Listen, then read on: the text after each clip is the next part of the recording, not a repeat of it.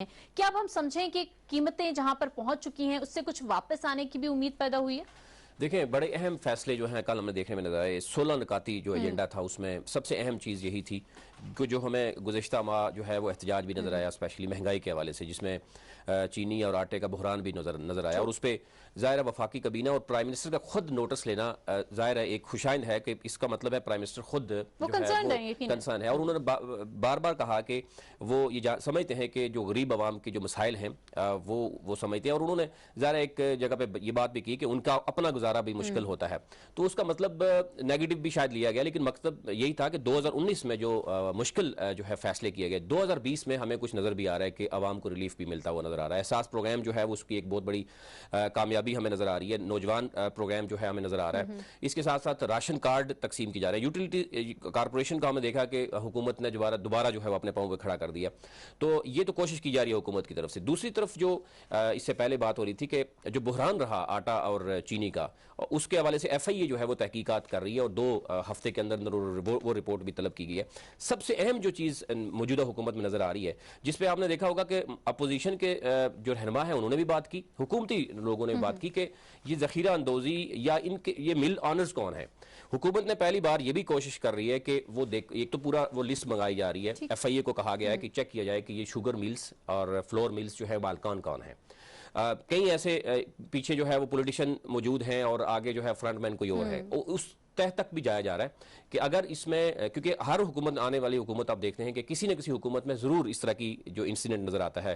कभी आटा चीनी बहरान रहता है, कभी जो है वो किसी सब्जी टमाटर का एजेंसीज को इन्वॉल्व किया गया है कि वो मॉनिटरिंग करें। और ये कोशिश की जा रही है कि वो आवाम के सामने भी रखा जाए कि ये इन तमाम जो मिल्स हैं उन मालिकान कौन है, वो टैक्स कितना दे रहे हैं, और फिर हुकूमत की रिट जो है वो कि क्यों इसमें कामयाब नहीं होते। दूसरी तरफ जो अहम इस दफ़ा हम देख रहे हैं मौजूदा हुकूमत में, क्योंकि प्रीवियस हुकूमतें भी रही हैं, जो रेट लिस्ट के बारे में हमने देखा कि वो DCO साहिबान को बाकायदा तौर पर एक नोटिफिकेशन के जरिए कहा जाता है कि आप मंडी में जाए, जो खाम माल यहाँ पर मौजूद होता है उसको देखने के बाद ताजर बरादरी को साथ रख कर रेट लिस्ट फाइनल किया जाए और उस पर सख्ती से अमल दरामद करवाया जाए। फिर ऐप्स हम मौजूद हैं। उसके बाद आप देखेंगे प्राइम मिनिस्टर का पोर्टल मौजूद है, वहां पर कोई भी शख्स किसी भी वक्त कहीं भी खड़ा होकर जो है वो शिकायत कर सकता है। और हम देख रहे हैं कि उस पर इंप्लीमेंट भी होता है। असिस्टेंट कमिश्नर साहिबान जो है उन तमाम को, रेट लिस्ट की बात की, यहाँ पर आवाम को कुछ मुश्किलात फेस करनी पड़ी है। जो मॉडल बाजार हैं या जो बड़ी जगहों पर हैं, वहां पर तो विजिट हो जाते हैं, वहां पर मॉनिटरिंग भी की जा रही है, लेकिन जो छोटे शहरों के रहने वाले, छोटे जिलों में रहने वाले हैं, उनकी शिकायत आती है कि रेट लिस्ट को फॉलो नहीं किया जाता और दुकानदार कहते हैं कि नहीं, इसको हम फॉलो नहीं करेंगे। देखिए, पूरे पाकिस्तान में तो हर तहसील में असिस्टेंट कमिश्नर इसका जिम्मेदार है। आप उसके बाकायदा तौर पर जब आप कंप्लेन करते हैं तो उसमें बाकायदा तौर पर पूछा जाता है कि आप यूनियन काउंसिल, कौन सी यूनियन काउंसिल है, तहसील कौन सी है, और फिर उस मुतलका असिस्टेंट कमिश्नर को फौरन जो है वो अहकाम जारी हो जाते हैं। और असिस्टेंट कमिश्नर के जो ऑफिस हैं, डेफिनेटली वो अमला, जो TMA का अमला है, वो इसको देख भी रहा होता है। फिर फूड अथॉरिटी कायम हो चुकी है। इवन इस्लामाबाद में अभी नई फूड अथॉरिटी जो है वो कायम हुई है, जिसका मकसद भी यही होगा। लेकिन जो मार्केट कमेटी है उसमें, क्योंकि इससे पहले उनकी तरफ से यही कंप्लेन होती थी कि शायद वो यकतरफा एक रेट लिस्ट होती है, अब वो साथ शामिल होते हैं। सतीश साहब की जानिब पर हम जाएंगे।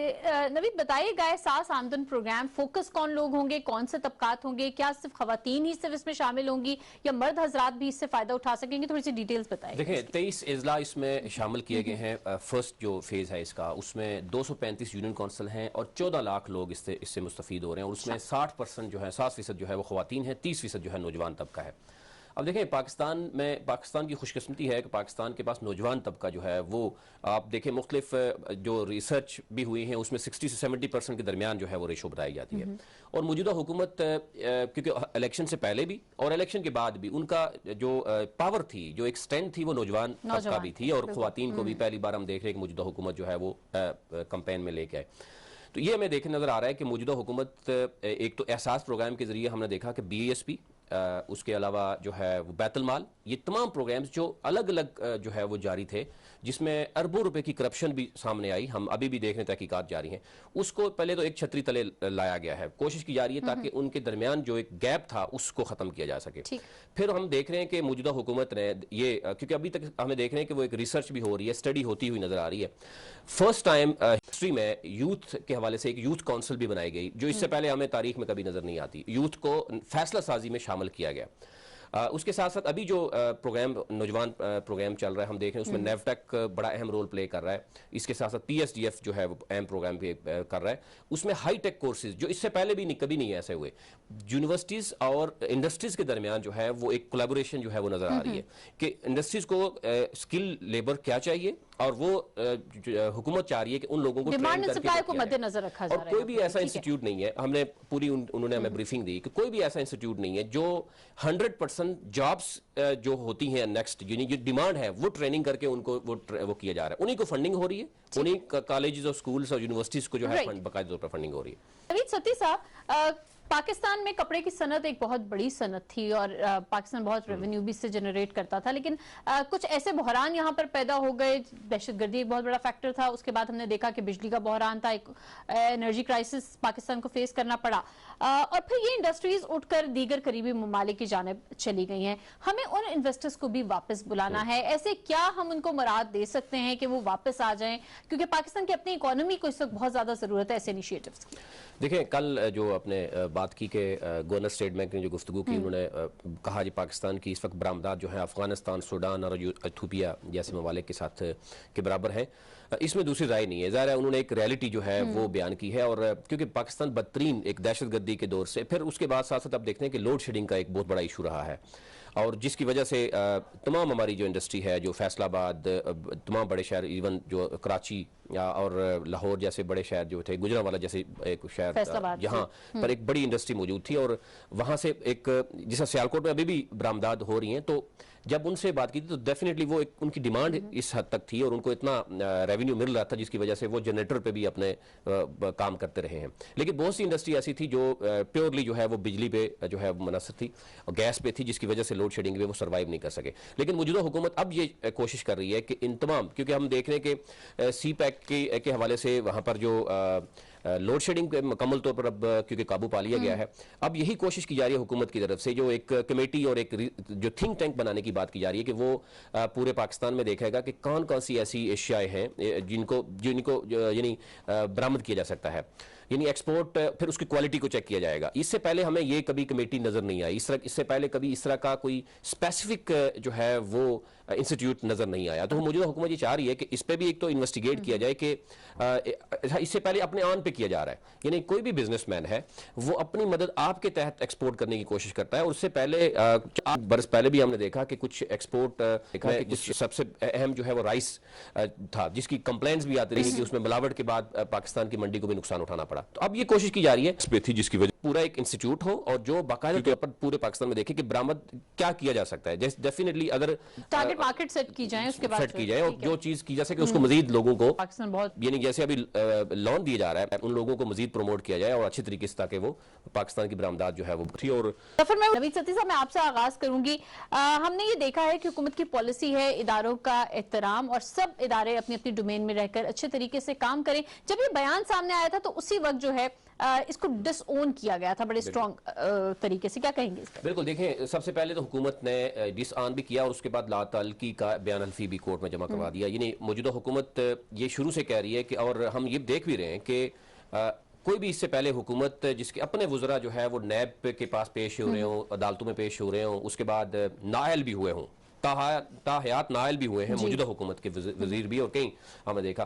तो ये मौजूदा हुकूमत का तो ये स्टांस है कि क्योंकि इंसाफ के ऊपर ये मौजूदा हुकूमत यही चाह रही है कि जो तहरीक इंसाफ का मेन जो मंशूर है वो आवाम तक इंसाफ पहुंचाना है और एहतसाब करना है। तो एहतसाब के हवाले से वज़ीर-ए-आज़म इमरान खान जो है वो उन्होंने किसी जगह पे भी आपने देखा होगा कि जहां कहीं भी उनको नजर आया, उनको अपने वज़रा जो है वफाकी वज़रा को भी कुर्बानी देनी पड़ी, वो नहीं होगा और वज़ीर सेहत से हम बात करें कि इल्जाम की हद तक था, लेकिन उन्होंने फौरन उनको तब्दील करने की बात की। अभी भी वफाकी वज़रा हम देख रहे हैं कि जिस हद तक वो ये समझते हैं कि जितना उनको काम करना पड़ रहा है शायद तारीख में कभी इतने उनको पाबंदी नहीं करनी पड़ी, और फिर भी वो एक अनसर्टेनिटी मौजूद है कि किसी भी वक्त जो है वो वज़ीर-ए-आज़म और अगर कारकर्दगी ठीक नहीं रहेगी تو ان کو جانا پڑے گا. تو یہ پہلی بار وفاقی وزراء کی بھی کارکردگی چیک ہو رہی ہے اور اس میں دیکھا جا رہا ہے. تو ظاہر ہے جو انصاف کی بات کورٹس میں جو فیصلے ہو رہے ہیں, موجودہ حکومت جو ہے وہ یہی سمجھتی ہے کہ وہ ان کو آن کر رہی ہے.